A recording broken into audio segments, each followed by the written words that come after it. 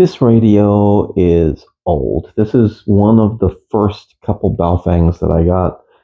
It was back when they didn't actually stamp the model number on the unit in a way that was meaningful. I guess under the battery it might be there. And so I remember I went ahead and did an identifier on the back of it. It's the UV-82X.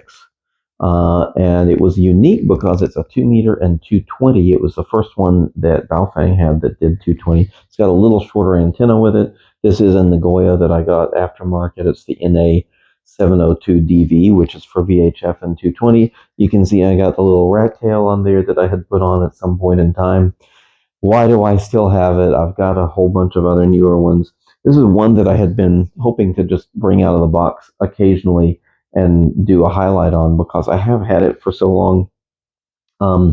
It has better send receive quality on 220 than the newer 5RM does.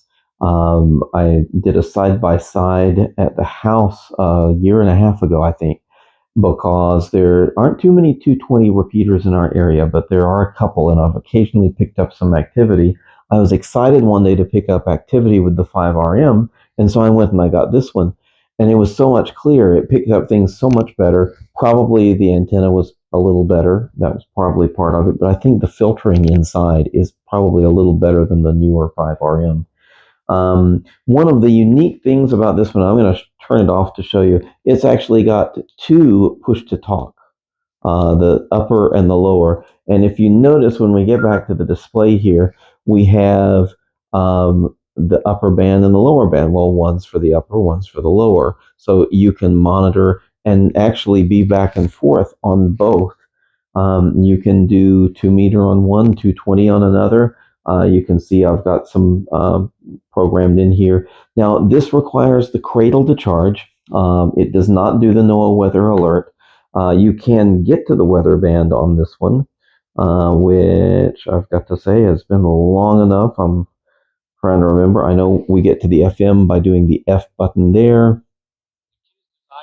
So there's a FM. We get our little flashlight with the M, blinky flashlight, and then there. M long press is monitoring. Let's see, weather. It's been long enough since I've used this one a lot that I don't remember where our weather band is, but I feel sure that it does. In any case, I may need to follow up on that. You know, we have our typical Baofeng menu from this era. Baofeng menus have updated and changed a little bit, but this is a good old standby. It has pretty good battery life. I just charged this one again last night because I had got it out for this video. I have carried it around in the back of the car along with the GMRS, the Baofeng GM15s, for months. I don't know the last time I charged this one, but it still had good battery life. I don't use it a lot, so obviously I don't burn down the battery much. I have used it sometimes just for FM receive. Since we don't have a lot of 220 activity in the area, I haven't used it as much. Although I do know that we've got a new 220 repeater down in the Elizabethton area as of this winter.